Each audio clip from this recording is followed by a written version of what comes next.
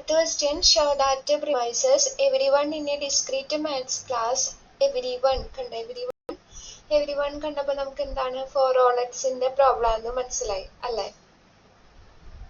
Everyone in the discrete mathematics class has taken a course in computer science and Maria is student in class. അതായത് ഈ discrete maths ന്റെ class imply the conclusion that Maria has taken a course in computer science.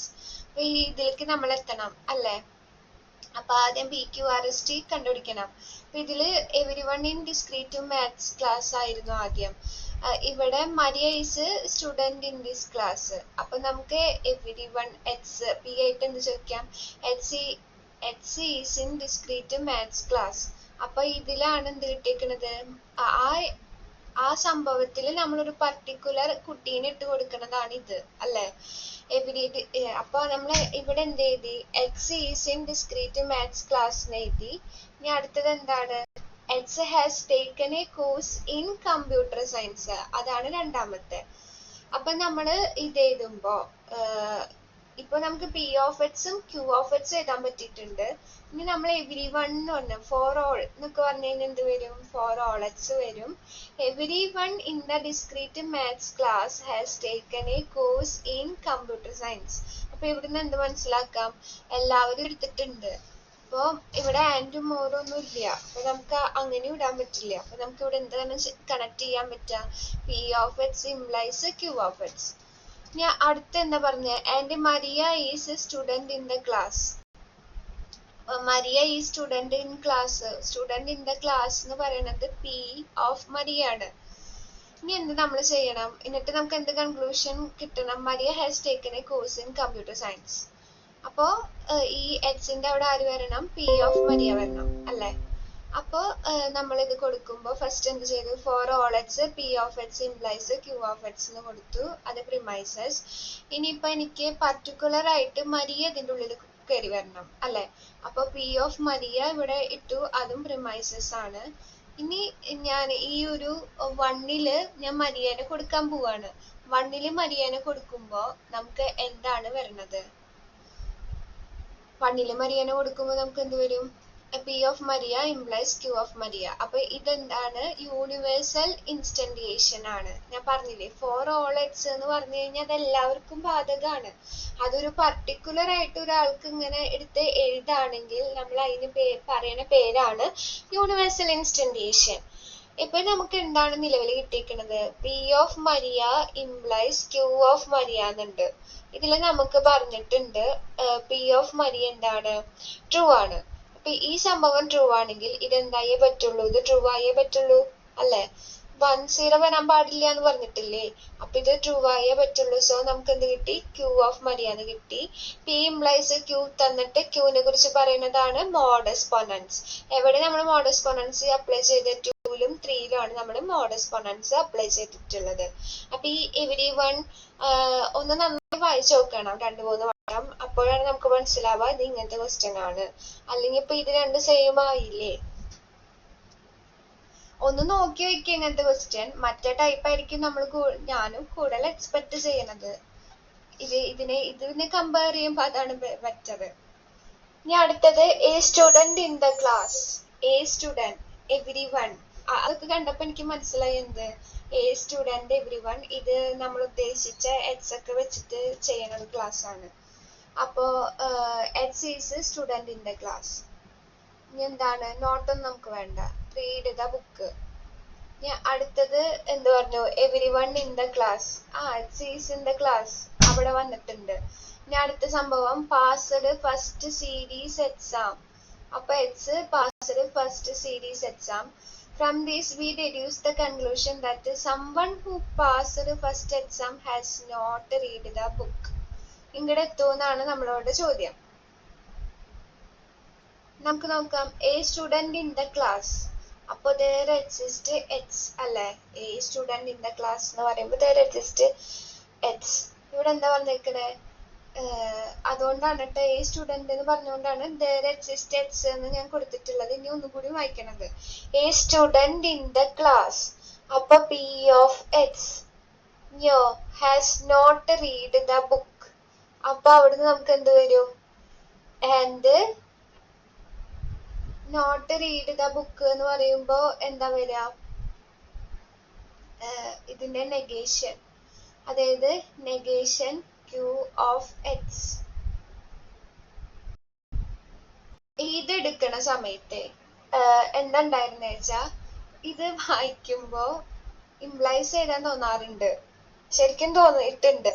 അപ്പൊ എന്താ പറയണ വെച്ചാ, ഇങ്ങനത്തെ പ്രോബ്ലത്തില് വരുമ്പോ ഇവിടെ രജിസ്റ്റർ എക്സ് കൊടുക്കുകയാണെങ്കിൽ നമ്മള് ഇങ്ങനത്തെ എഴുതണ പ്രോബ്ലംസിൽ കേട്ടോ രജിസ്റ്റർ എക്സ് കൊടുക്കുകയാണെങ്കിൽ അവിടെ ആൻഡ് കൊടുക്കണം എന്ന് പറഞ്ഞിട്ടുണ്ടായിരുന്നു കേട്ടോ.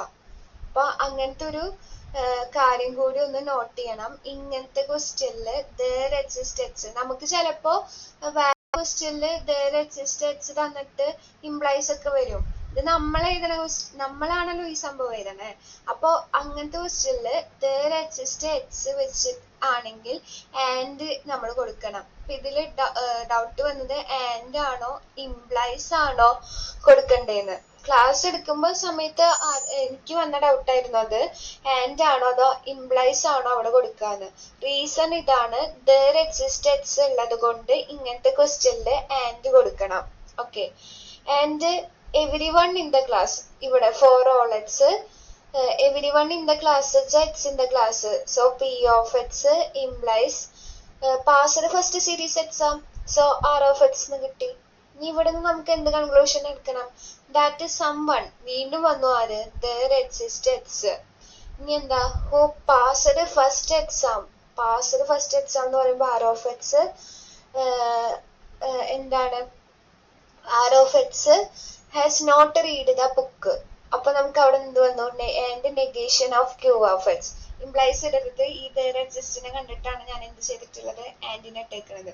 അല്ലെങ്കിൽ അവർ കറക്റ്റ് ആയിട്ട് ഇഫ് തന്നെ കൊടുക്കണേന്നു, അല്ലെങ്കിൽ ആൻഡ് എന്ന് പറയണേന്നു. ഇതിപ്പോ ഒന്നും ഇല്ലെങ്കിൽ നമ്മളിപ്പോ എന്ത് ചെയ്യാ? അതാണ് ഈ ക്വസ്റ്റ്യൻ. അപ്പൊ നിങ്ങൾ അല്ലേക്കോ എക്സിസ്റ്റ് എക്സ് വന്നത് കൊണ്ടാണ് എന്ത് വന്നേക്കണേ? ആൻഡ് വന്നേക്കണേ. ഫോർ ഓൾ എക്സ് ഇവിടെ എഴുതിയോണ്ടാണ് ഇംപ്ലൈസ് വന്നിട്ടുള്ളത്. അപ്പൊ നമ്മൾ ഇവിടെ എഴുതിയിട്ടുണ്ട്. ഇനി എങ്ങനെയെങ്കിലും ഈ സംഭവത്തിന് നമ്മൾ എന്ത് ചെയ്യണം? പ്രൂവ് ചെയ്തെടുക്കണം അല്ലെ? അപ്പൊ അത് ചെയ്യാൻ വേണ്ടിയിട്ട് ആദ്യം പ്രിമൈസസ് എഴുതി അല്ലെ? ഇത് എക്സിസ്റ്റ് എക്സ് എഴുതി, ഫോർ ഓൾ എക്സ് എഴുതി. ഇനി എനിക്ക് എന്ത് ചെയ്യാം? എക്സിസ്റ്റ് എക്സിന് ആർബിറ്ററി ആയിട്ട് നമ്മള് കൊടുക്കൂലോ, അതിന്റെ പേരെന്താണ്? എക്സിസ്റ്റൻഷ്യൽ ഇൻസ്റ്റന്റിയേഷൻ. ആർബിറ്ററി ആയിട്ട് ഒരു സീന് കൊടുക്കാം. കാരണം ഇത് എക്സിസ്റ്റ് എക്സും ഫോർ ഓൾ എക്സ് ഒക്കെ വെച്ചിട്ട് ചെയ്യാൻ നമുക്ക് പാടാണ്. അതുകൊണ്ട് നമ്മൾ ആർബിറ്ററി ആയിട്ട് പി ഓഫ് സിയിൽ കൊടുത്തിട്ട് പിന്നെ നമുക്ക് സുഖമായിട്ട് ചെയ്യാലോ. നമ്മൾ ഒരുപാട് ചെയ്ത് കഴിഞ്ഞല്ലോ. അപ്പൊ ഇവിടുന്ന് എന്ത് കിട്ടി? P of C and negation of Q of C എന്ന് ഇവിടുന്ന് കിട്ടി. അതുപോലെ തന്നെ ഇവിടുന്ന് എന്ത് കിട്ടി? P of C implies R of C. ഇവിടെ പറയുമ്പോൾ എക്സിസ്റ്റൻഷ്യൽ ഇൻസ്റ്റന്റിയേഷൻ, ഇവിടുന്ന് പറയുമ്പോൾ യൂണിവേഴ്സൽ ഇൻസ്റ്റന്റിയേഷൻ. അത് രണ്ടെണ്ണം നമുക്ക് കിട്ടി. ഇപ്പൊ ഈ ഒരു സംഭവത്തിൽ നിന്ന് തന്നെ നമുക്ക് പലതും കിട്ടും. എന്തൊക്കെ കിട്ടും? ഒന്ന് negation of Q of X true ആന്ന് കിട്ടും.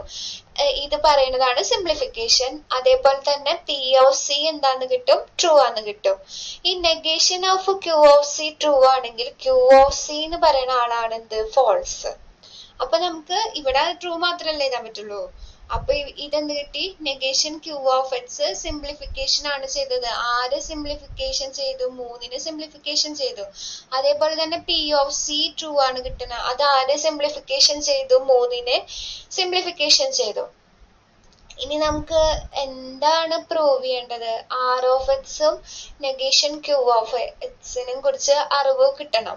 ഇപ്പൊ നമുക്ക് എന്തൊക്കെ കിട്ടിയിട്ടുണ്ട്? ക്യൂ ഓഫ് സി ഫോൾസ് ആണ് കിട്ടിയിട്ടുണ്ട്, പി ഓഫ് സി ട്രൂ ആണ് കിട്ടിയിട്ടുണ്ട്. ഇനിയിപ്പൊ നമുക്കുള്ളത് P of C implies R of C എന്നാണ്. അപ്പൊ ഇവിടെ നമുക്ക് എന്ത് കിട്ടും? ഇത് ട്രൂ ആവൂലോ, ആണെന്നാണല്ലോ നമ്മൾ പറയണത്.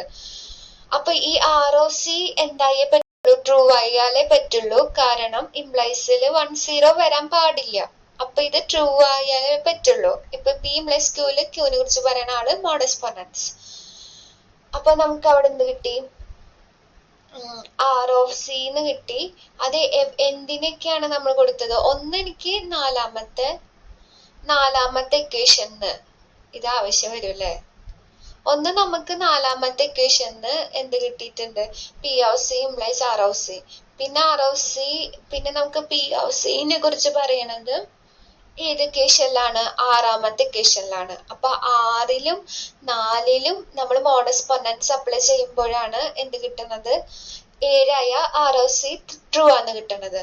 ഇനിയിപ്പോ നമുക്ക് എന്താണ് ബാക്കിയുള്ളത്, അതിന്റെ ഉള്ളിൽ ഇനി ക്യൂ ഓഫ് സിനെ കുറിച്ചിട്ടുള്ള അറിവ് വേണം. ക്യൂ ഓഫ് സി ഓൾറെഡി എന്താണ്, negation Q of C true ആണ്, അതേപോലെ തന്നെ ആർ ഓഫ് സി ട്രൂ ആണ് നമുക്കുണ്ട്. Negation Q of C true ആന്ന് പറയണത് 5ഉം ആർ ഓഫ് സി ട്രൂ ആന്ന് പറയണത് 7ഉം. അപ്പൊ 5ലും 7ലും ഇത് നമ്മൾ യൂസ് ചെയ്യാത്തൊരു ലോ ആണ്, ഇതിന്റെ പേരാണ് law of conjunction. R of C and negation Q of C. ഒന്ന് ആലോചിച്ചാൽ മതി, ഇതിന്റെ ഒറിജിനൽ പേരെന്താണ്, കൺജങ്ഷൻ ആണ്. ഇനി നമുക്കിപ്പോ ആർബിറ്ററി ആയിട്ടുള്ള സംഭവത്തിൽ ഇത് സാറ്റിസ്ഫൈ ചെയ്തു അല്ലെ. ഇതിന്റെ ഇടയിൽ ഒരു സ്ഥലത്ത് എന്ത് വന്നിട്ടുണ്ട്, ഈ സി എന്ന് പറയണത് ആർബിറ്ററി ആയിരുന്നു. ആർബിറ്ററി ആയിരുന്നു ആരുടെ കേസില്, ഇപ്പൊ ഇവിടെ നമുക്ക് എക്സിസ്റ്റൻഷ്യൽ ഇൻസ്റ്റന്റേഷൻ വന്നപ്പോ എന്താണ്, ഏതോ ഫോർ സം സി എന്നാണ് ശരിക്കുള്ളത് അല്ലെ. ഫോർ സം സിക്കാണ് ഇതെല്ലാം സാറ്റിസ്ഫൈ ചെയ്തുകൊണ്ടിരിക്കുന്നത്. അപ്പൊ നമുക്ക് ഫോർ സം സിക്ക് ഇത് എല്ലാവർക്കും, എല്ലാ സിക്കും ഇത് ശരിയാവണം നിർബന്ധമൊന്നുമില്ല. അപ്പൊ നമുക്ക് ഇതിന് എക്സിസ്റ്റൻഷ്യൽ ജനറലൈസേഷൻ കൊടുത്തു കഴിഞ്ഞാൽ എന്ത് വരും, there exists R of X and negation Q of X. ഞാൻ വീണ്ടും പറയുന്നു, ഇതിനേക്കാളും കൂടുതൽ എക്സ്പെക്ട് ചെയ്യണത് മറ്റേ ടൈപ്പ് ഓഫ്, അതായത് നമ്മൾ ഫസ്റ്റ് കണ്ട ടൈപ്പ് ഓഫ് ക്വസ്റ്റ്യൻസ് ആണ്. അത് എന്റെ കയ്യിൽ ഒരുപാടുണ്ട്. പിന്നെ നോട്ടിന്റെ PDF എവിടെ കിടക്കുന്നുണ്ട്, നമ്മുടെ പോസ്റ്റിൽ കിടക്കുന്നുണ്ട്. അപ്പൊ നിങ്ങൾക്ക് അത് പ്രാക്ടീസ് ചെയ്യാം. ഞാൻ ഉദ്ദേശിക്കുന്നത് മിനിമം ഈ മൊഡ്യൂളിൽ അറിയേണ്ട കാര്യങ്ങൾ പറഞ്ഞിട്ട് മൊഡ്യൂൾ 1 ചെയ്യാനാണ്. കാരണം ഇത് ഇനിയും കുറെ നന്നായി ചോദിക്കുന്ന ടോപ്പിക്